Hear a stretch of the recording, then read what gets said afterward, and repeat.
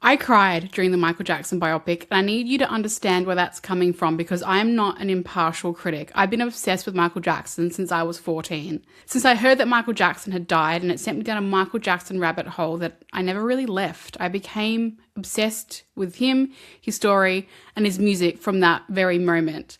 A few months later, in October of that year, I was able to go to Los Angeles on a family vacation, and I walked down Hollywood Boulevard proudly wearing my MJ RIP t-shirt, which is a little bit embarrassing now to think about, but I was 14.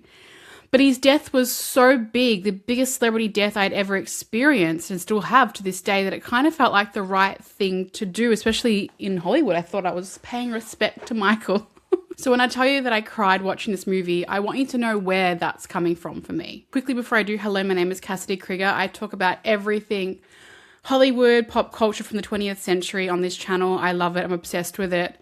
And I will let you know this review is not spoiler free. So if you haven't seen the Michael Jackson biopic yet and you don't want to be spoiled, please don't watch this. Come back and watch it once you do. So I was very lucky to be a guest of Universal Pictures at the Melbourne premiere of Michael. If you can't tell, I'm Australian. And this biopic charts Michael Jackson's life from his childhood in Gary, Indiana, all the way through Jackson 5 years into the early solo era, ending around the bad period. And I want to give you my honest take, not the take of a critic who's walking in looking for things to pull apart. I want to give you the take of someone that's loved Michael Jackson for a long time, not as long as a lot of people, but for a very long time, and who has spent years myself immersed in the history of Hollywood, who understands what it means to try to put a real human being on the screen, because I've done it myself. So let's talk about it. So first, for some context, the film covers Michael's early life, the Jackson 5 era, the abuse at the hands of his father Joe, the emergence of his extraordinary talent, and his early solo career up through to bad. It does not cover the later years, the allegations, the trial, the final chapter. That's not this film. I believe Lionsgate, who produced this film, are going to do a second part. Some people will say this is a cop-out for this film. I don't think it is. Let me be very clear and very, very frank on that.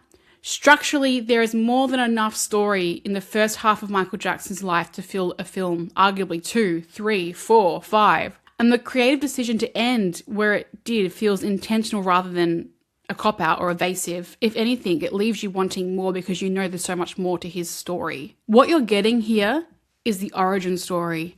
The boy, the abuse, the gift, and the cost of that gift. And that's a story that I, as a Michael Jackson fan, wanted to see be done properly. Let's talk about Coleman Domingo as Joe Jackson, and I want to start here because it's where the film starts, because Domingo gave a performance that genuinely made me flinch. Joe Jackson's one of the most complicated figures in music history, a man who by almost every account was a brutal and controlling father, and who also, through that brutality, pushed his children towards an excellence that changed the world.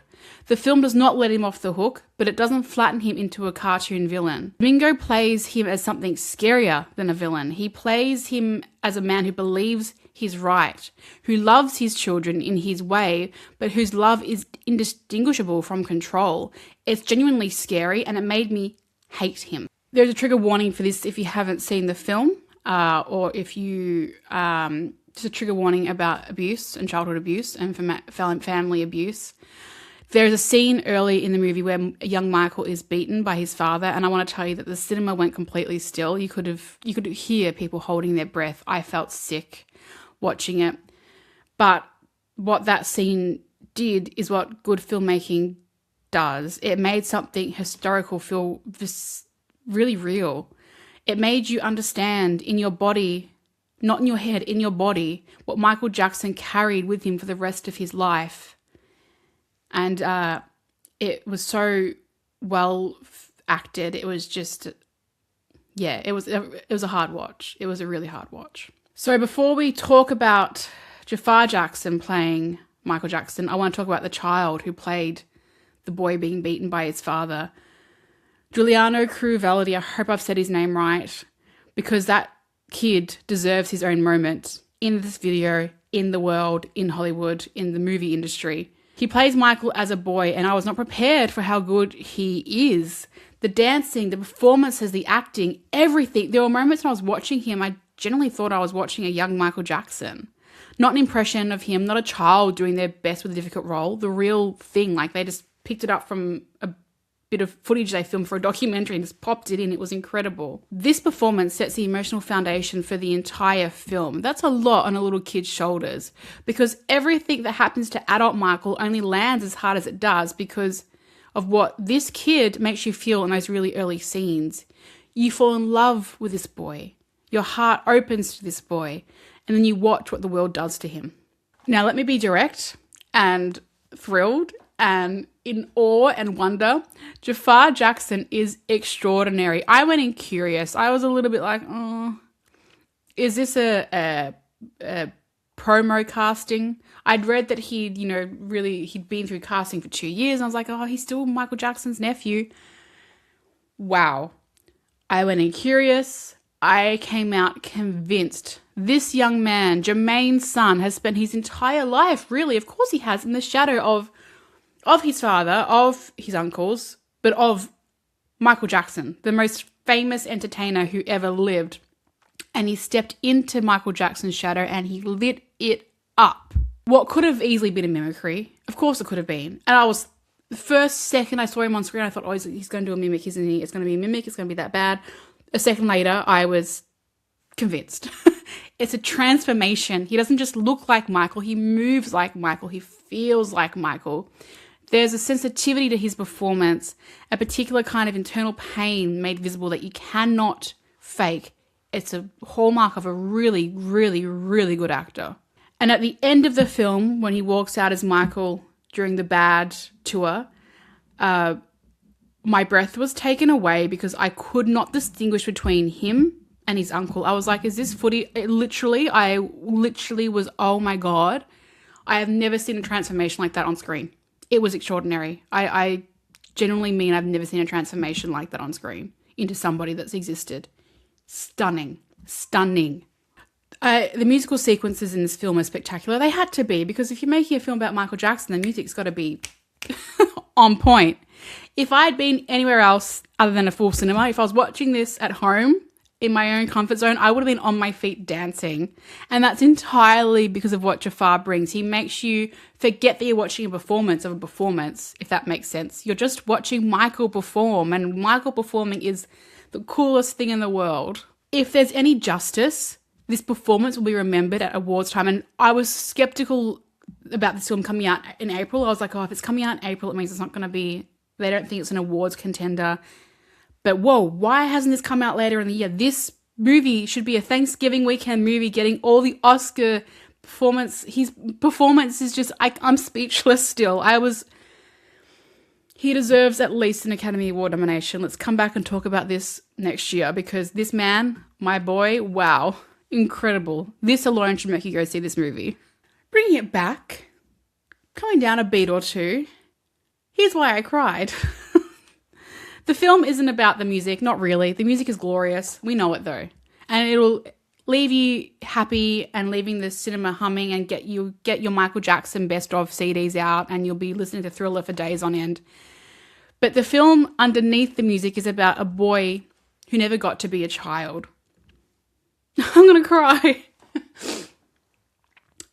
The sensitivity Michael had, the way he felt things so deeply, the way he wanted to heal people through his art. The film traces that directly back to the wound of his childhood. He was performing professionally before he had any framework for who he was as a person. His devil of a father took his childhood away from him, and Michael spent the rest of his life trying to get it back. There's a particular emotional through line throughout the film that draws around the Pepsi fire incident, and boy, was that really hard to watch, because it breaks your heart. And what moved me about it was the film didn't use it as a spectacle or a tragedy, which it was a tragedy, but it used it as a turning point. It's a thing that finally gave Michael the strength to break from his father. Out of the most traumatic physical experience of his career came somehow an act of self-determination. The film is full of moments like that, joy and grief running alongside each other in the way it did in his actual life, and in the way I think it runs in all of our lives. Now, the critics, the professional critics. I've seen the reviews, and Michael is currently sitting at 33% on Rotten Tomatoes, and I really think that's genuinely wrong. But I'm not going to pretend the film is flawless, because it isn't. What film is flawless? Here's my honest critique. There is so much to Michael Jackson's story that certain threads get introduced and then don't get the depth they deserve.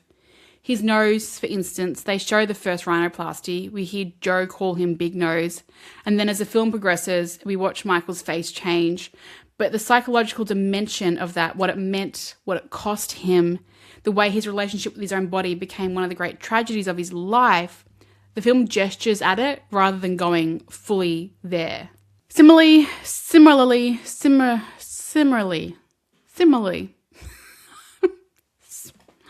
you know what I mean. The vitiligo is mentioned once. Now, I'm hoping that if there is a sequel, it is addressed more, because vitiligo is inextricable from who Michael became publicly and privately. But in this film, it lands for a second, then moves on a little bit. I understand why. There is so much ground to cover. Childhood, Jackson 5, Thriller, the Pepsi incident, the beginning of the bad era. You can't, and the animals too. Bubbles was there. That kind of was like the AI, CGI, not AI. I shouldn't say AI. It's not AI. Boo AI. CGI Bubbles felt a little bit fake, but how could you needed to, I guess you had to do it like that. But, you know, there's so much to cover. You could have had a 10-hour film and I would have sat through it all. The filmmakers clearly made choices about what to prioritize, and I respect that truly. But I want to name it because some of these critics are calling this film sanitized. Ugh, I don't agree with that. The difference between me and those critics, I think, is that I think if it is sanitized a little bit, it's largely a function of scope, not cowardice. I think Jafar and the whole production team, including his son, I think Prince Jackson was a executive producer. They told Michael's story with more honesty and more love than I thought they would. And I'm thrilled with what I saw. So who is this film for? Everyone. Everybody. I mean that. It's not just for fans, though if you're a fan, you will leave deeply happy. This is a film that works as pure cinema. It has an extraordinary performance. It has performances, not just one, performances. A killer soundtrack performed live, real emotional stakes, a story that is genuinely one of the most fascinating and heartbreaking in modern history. You'll leave with those songs in your head. You will leave thinking about Michael Jackson as a human being, the human beneath the icon. And I think for a lot of people, that reframing really matters. And it's really, really, really important because Michael Jackson was so completely misunderstood. And I think about, you know, these icons like Michael, like Elvis, like Marilyn Monroe, these icons that died so young, that was so misunderstood, treated so badly by the people around them. They all have this similar aspect to them, and yeah, it's really important that as many people as possible can go see this film. They will leave thinking about Michael Jackson differently if they thought about him in a bad way before. Go see it on the biggest screen possible. You know I love a big screen. I can genuinely guarantee you will enjoy it. I walked out of that cinema and I thought about that 14-year-old girl on Hollywood Boulevard who dreamed so badly that one day she'd make her own movies and walk red carpets. And my dreams are starting to come true. That's because of all you guys, so thank you so much. In her Michael Jackson t-shirt. And I really think that she'd be really glad this film exists because it deserves to exist and Michael Jackson deserves it. That's my review on Michael. Go see it.